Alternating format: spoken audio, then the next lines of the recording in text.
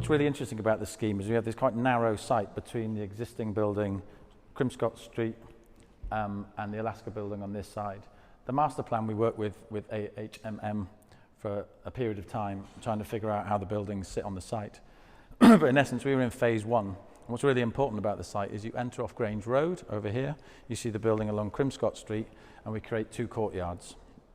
And how do we make a building that has the scale to compete, let's say, with the existing buildings without making a residential scheme which is really kind of lightweight and timid?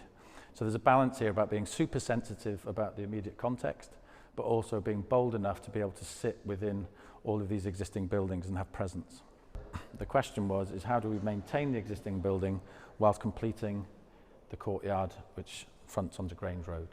So our brick crust does a number of things. One is it creates an entrance, creates an arts facility, creates a new refurbished residential building, and it also has commercial underneath. There's a car park under the whole of the site, and the affordable homes sit in the brick building on Crimscott Street. But in essence, using that crust to create context and then placing the light bar above, we make best use of a wonderful opportunity, which is to get the most on the site. We ran this bar through the tightness to create this courtyard. But in this little knuckle in here, where it's difficult to get light into, we had the opportunity to create a wonderful entrance sequence for the residents. So as you come in through the gap underneath the entrance and the cantilever, you come into an external void, which doesn't have to be heated, with a spectacular stair which comes up into the light bar with a concrete circular stair. And then once you're into that atrium, that staircase changes into a steel stair which wraps around onto all the floors with balcony access to the rear and dual aspect flats that run through with a facade to the south, which is amendable by the residents in order to protect in terms of the sun and glare and overheating, but also in terms of privacy. This is the new build. There was an existing building here before, which is a warehouse. That's gone. It was in a terrible state of disrepair and replaced very similarly, except with the north lights. And then we have the light bar that comes across and cantilevers over the front, and the entrance into the housing is actually just around the corner. At the end here, these are triple aspect homes with balconies all the way around them. It's a great place to live. We've got great aspect out both ways. We've done a number of buildings now which are, in essence, ephemeral, light, bright. And the reason for that is when you look at climate change, you look at heat islands, making buildings which are light and bright is not a bad idea. Also, if you're making steel buildings that are light, this is a concrete residential building, I recognise that. But if you're making light and bright buildings which use less structure, use less embodied carbon, that's not a bad thing for architects to be thinking about, rather than just making brick buildings all of the time. Here you get like full width balconies on all of the homes, and then you get the sliding panels, which are PPC aluminium. It took us quite a while to get the right gauge in order to get the light right during the day and at night. But that threshold is super, super important, and it's really rather beautiful when you see people putting plants on and bringing activity to it. There's always a balcony behind. The whole thing is a balcony with a balcony access to the back. So south facing for the balconies and north facing for the balcony access. The panels are there for privacy, but also to protect from the south light.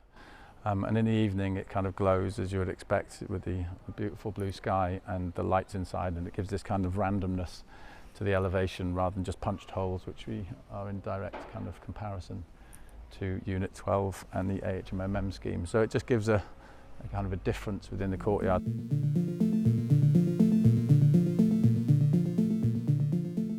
Down to the car park and then up into the light bar. So as I described, if you've got something with the strength of the light bar which runs through to the courtyard and through to the other side, and you want to express getting into that bar, you'd have to do something quite expressive in itself.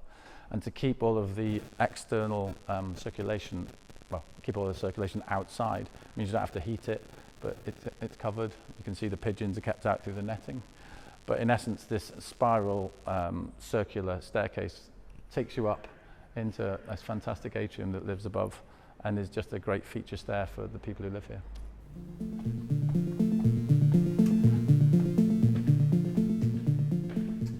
To get this kind of volume in a residential scheme, which is actually square footage as you look at it, but because of Unit 12, the existing building, it was difficult to get light into this particular part of the plan.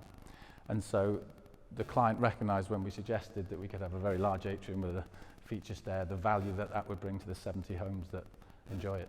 It's incredibly unusual in a residential project to be able to make a space quite as grand as this. But as I said, with the existing building off to the side, there's a knuckle in here where it's difficult to put the homes. And with London Square, who are an exceptional client, they recognise the importance of trying to make people walk to their flats rather than catch the lift every time. And you quite often see people coming through here rather than catching the lift. My favourite building is the Kimball Art Gallery. And whilst this isn't the Kimball Art Gallery, something about the strength of the stair and the space that it comes into and the light comes through is really rather beautiful. This hangs from the top of the light bar, and the concrete is thickened at the top, and it hangs this steel stair so that it doesn't have to crash through the concrete stair at the bottom.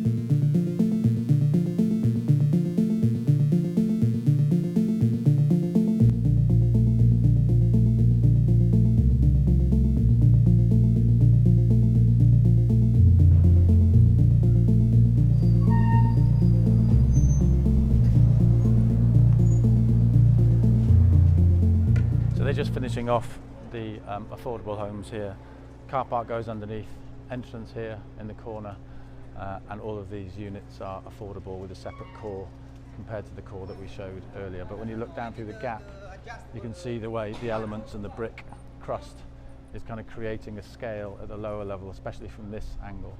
Quite a lot of people wonder whether this is actually the private piece, because the brick is normally seen as kind of the more expensive, whereas on the other side we've used the shutters.